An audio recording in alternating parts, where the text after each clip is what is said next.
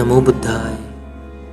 भगवान बुद्ध ने अनेक प्रकार से प्राणी हिंसा की निंदा और उसके त्याग की प्रशंसा की है। जैसे मैं हूँ वैसे ही वे हैं, और जैसे वे हैं वैसा ही मैं हूँ।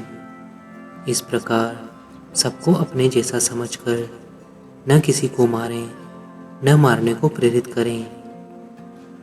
भगवान बुद्ध के समय की बात है। राजगृह के एक धनी सेठ की कन्या परम धर्मनिष्ठ तथा पवित्र आचरण वाली थी। आयु के साथ साथ ही अरहंत पद प्राप्त करने की उसकी इच्छा भी प्रबल हुई। आत्मज्ञान होने पर उसमें त्याग की भावना जागृत हुई। उसने एक दिन अपने माता पिता से कहा, मेरा मन सांसारिक सुखों से विरक्त हो रहा है। मैं भगवान बुद्ध से दीक्षा लेना चाहती हूँ। माता पिता कन्या के प्रस्ताव को सुनकर चौंक पड़े। उन्होंने कहा, हमारा एक धनी और प्रतिष्ठित परिवार है। तू ही हमारी एकमात्र संतान है। हम तुझे इस कार्य की अनुमति देने में असमर्थ हैं।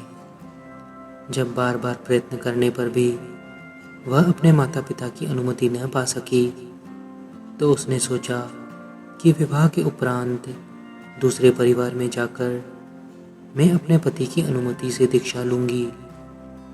इस प्रकार कन्या का विवाह बड़ी धूमधाम से संपन्न हो गया। अपने नए घर में जाकर वह कन्या परम पति परायणा, सती और दयावती नारी सिद्ध हुई।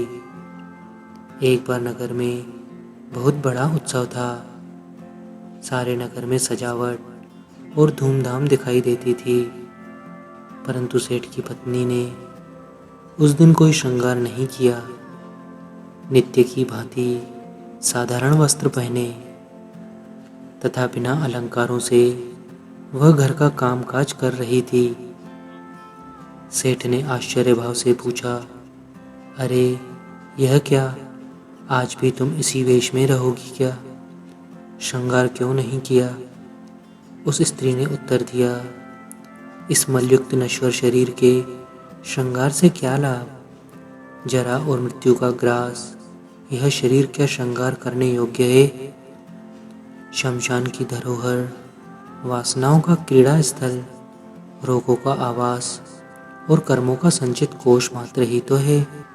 भीतर से मलयुक्त होने से यह बाहर भी मलों का ही प्रसार करता है। इसका श्रृंगार एक मलपात्र के श्रृंगार के समान है। पति को यह उपदेश कुछ अच्छा न लगा। उसने कहा, यदि तुम इस शरीर को इतना पापमयी समझती हो तो भिक्षुणी क्यों नहीं बन जाती? पत्नी ने सहज भाव से उत्तर दिया, यदि मुझे स्वीकार कर लिया जाए तो मैं आज ही भिक्षुणी बनने को तैयार हूँ। पत्नी की अत्यधिक रुचि देखकर सेठ उसे विहार में ले गया और वहाँ बहुत सा दान देकर उसे भिक्षुणी के व्रत में दीक्षित करा दिया। इस प्रकार भिक्षुणी हो जाने पर उसे देवदत्त के आश्रम में अन्य भिक्षुणियों के साथ रहने की व्यवस्था कर दी गई।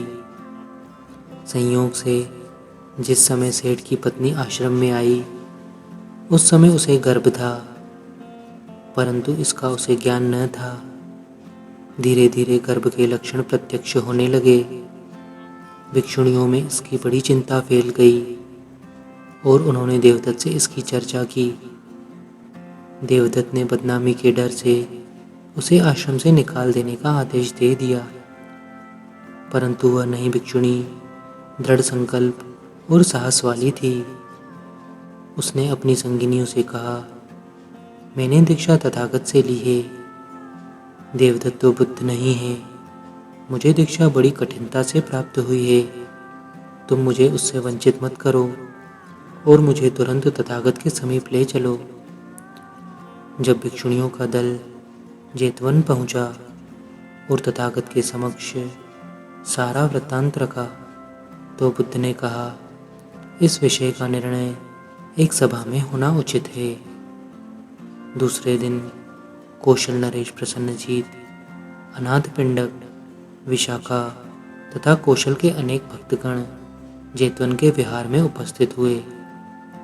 विशाखा को इस विषय की जांच करने का कार्य सौंपा कि गर्भ दीक्षा लेने से पूर्व का है या उसके बाद का। विशाखा ने भिक्षुणी को एकांत में ले जाकर उससे बात की तथा उसकी परीक्षा करके यह घोषणा की कि गर्भ दीक्षा से पूर्व का है। इस प्रकार वह भिक्षुणी निर्दोष मानी गई और पुनः आश्रम में भेज दी गई। समय पर उसका एक पुत्र हुआ। एक दिन मगध के राजा को आश्रम में एक बालक के रोने का शब्द सुनाई दिया। उन्होंने जब यह जाना कि एक भिक्षुणी माता हुई है तो वह उस बालक को मांग कर ले गए। मगध के राजमहल में बालक का राजकुमारों की भांति लालन पालन हुआ। इस बालक में असाधारण ज्ञान के लक्षण बहुत ही थोड़ी आयु में प्रकट हो गए और 7 वर्ष का होने पर उसे तथागत ने अपनी शरण में ले लिया। यही ज्ञानी भिक्षु कश्यप अथवा राजकुमार कश्यप के नाम से प्रसिद्ध हुए। भगवान बुद्ध के समक्ष चर्चा चलने पर उन्होंने कहा, इससे पूर्व में भी ऐसा हुआ था। भगवान कहते हैं, एक बार जब काशी में राजा ब्रह्मदत्त राज्य करता था, बोधिसत्व का जन्म एक मृग के रूप में हुआ। जन्म से ही इस मृग का शरीर सोने के रंग का था। उसकी आंखें रत्नों की भांति दमकती थी। उसके सींग चांदी की भांति श्वेत रंग के थे। उसके साथ 500 तरुण हिरणों तथा हिरनियों का समूह था। लोग उसे निग्रोध मृगराज कहते थे। निकट में ही मृगों का एक दूसरा समूह रहता था। उसके सरदार के शरीर का भी रंग सोने का था। उसे लोग शाखा मृग कहकर पुकारते थे। काशी के राजा को आखेट बहुत प्रिय था। वह अपने राजकाज को छोड़कर प्रायः आखेट को चले जाया करते थे। राज्य के लोगों ने सोचा कि राजा आखेट के लिए राज्य का सब काम छोड़कर चले जाते हैं। इससे हम सबको असुविधा होती है। क्यों न हम लोग राजा के उद्यान में ही वन के मृगों को लेकर आएं। ऐसा सोचकर उन्होंने उद्यान में बहुत सी घास बो दी और मृगों के पीने के लिए पानी की व्यवस्था भी कर दी। इसके पश्चात वे जंगल में गए और मृगों को घेर कर उद्यान में कर दिया। एक बार राजा उद्यान में गया। वहाँ उन्होंने अन्य मृगों के साथ बोधिसत्व को भी देखा। उस मृग के रूप और गुणों से प्रभावित हो उसने उसके वध का निषेध कर दिया, परंतु वह स्वयं धनुष बाण लेकर उद्यान को जाता और अन्य मृगों का शिकार नित्य ही किया करता था। बोधिसत्व ने मृगों की प्राण रक्षा के लिए एक उपाय निकाला। शाखा मृग को बुलाकर उसने सलाह की और निश्चय किया कि एक मृग वध भूमि पर नित्य नियम पूर्वक भेज दिया जाए। नियम मान्य हो गया और राजा ने मृगों का शिकार बंद कर दिया, क्योंकि रोज एक हिरन वध भूमि में अपने प्राण देने को सज्ज होते। एक दिन एक गर्भिणी मृगी ने शाखा मृग से कहा, आज मेरी बारी है वध भूमि में जाने की, परंतु मैं गर्भवती हूँ। मेरे साथ एक मृग की और भी हत्या हो जाएगी। आप मेरे स्थान पर किसी दूसरे मृग को भेज देने की व्यवस्था कर दें। परंतु शाखा मृग ने कहा, नहीं, आदेश का पालन करना तुम्हारा कर्तव्य है। बार बार आदेश बदलने से व्यवस्था नष्ट हो जाती है। इस क्रूर निर्णय को सुनकर मृगी निराश हो गई, परंतु उसने साहस नहीं छोड़ा और बड़ी आशा के साथ बोधिसत्व से अपनी व्यथा का निवेदन की। बोधिसत्व ने कहा, तुम निर्भय रहो, मैं दूसरी व्यवस्था कर दूंगा।